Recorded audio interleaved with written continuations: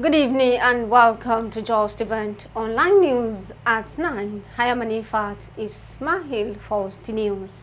Headlines: Tinubu urges Obi Atiku to uphold national unity. Nigerian judiciary has proven to be guardians of justice and fairness, Shettima says. Poverty eradication will reduce insecurity by 50%. Representatives invite ministers AGF over failed mass transit scheme. Nigeria 31st most productive economy in 2022. Report reviews. Akpabio calls for resilience in tackling emerging security threat. TUC laments rising cost of living. Navy destroys 20,000-liter oil-laden vessel in rivers. Political thugs rig 7 years in jail. Borno state government reviews and on spot. Osimhen Oshoala nominated for Ballon d'Or.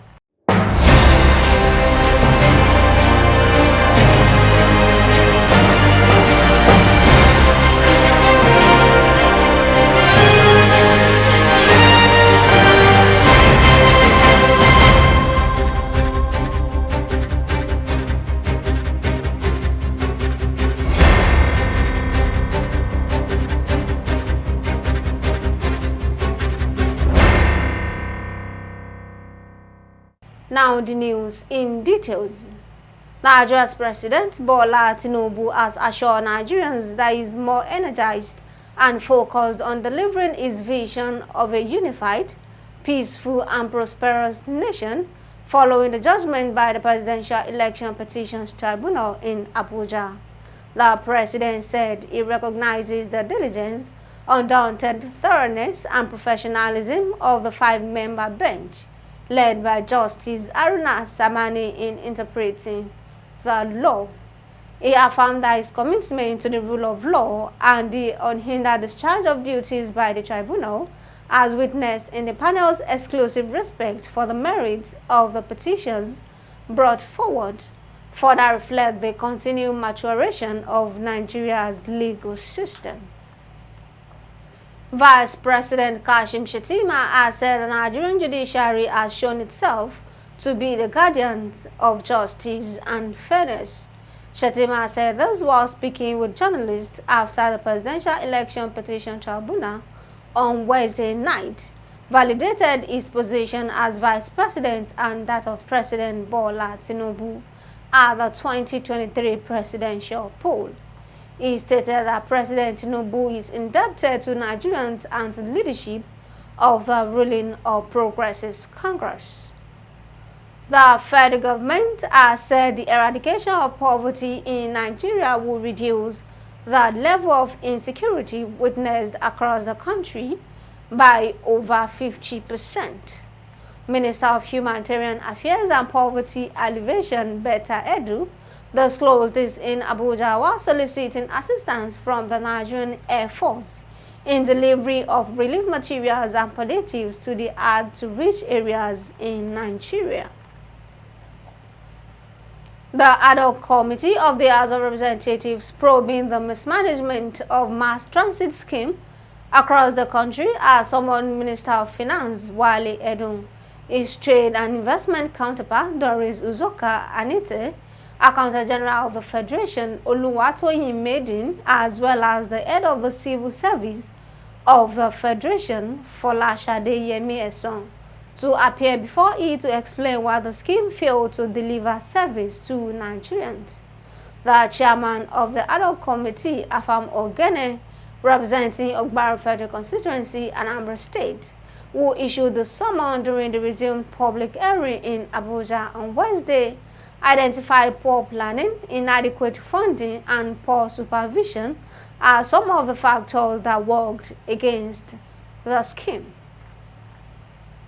Nigeria has been ranked 31st in the list of most productive economies in 2022 based on gross domestic product, according to a report.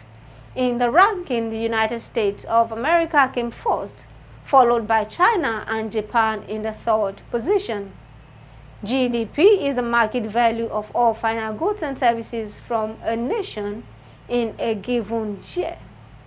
The President of the Senate, Senator Govt Akpabio, has called for development of resilience in proposing solutions to the current and emerging security threat.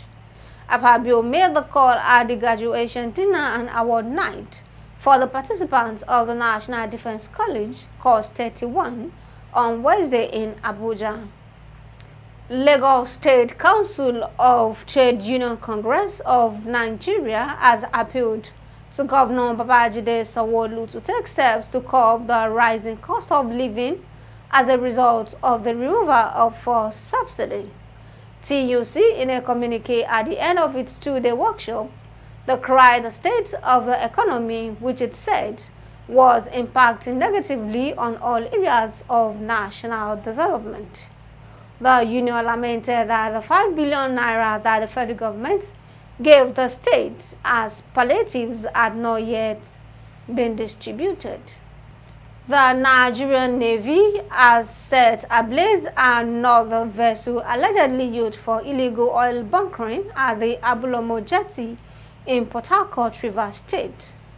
Speaking at the site of the destruction, Commander Joint Task Force South Operation Delta Save, Rear Admiral Olusegun Ferreira, said the product was set ablaze after the Nigerian Midstream and Downstream Petroleum Regulatory Authority tested and confirmed it to be illegal refined product. Borno State Government, Babangana Zulum, has assented to the State Criminal Justice Administration Law 2023 Amendment Bill that prescribed 7 years imprisonment to anyone guilty of political thuggery. The governor assented to the bill alongside 8 other bills passed by the State House of Assembly and the Government House on Wednesday in Damaturu. Zulum said it was a proactive measure taken to curtail the increase in number of reported cases of raping and political thuggery in the state. The last on the news is sport. Nigerian duo Victor Osimhen and Asisat Oshoala have been shortlisted for the 2023 Ballon d'Or award in the men's and women's categories. The prestigious ceremony will take place in Paris on October 30. Both players enjoyed an incredible year for club and country.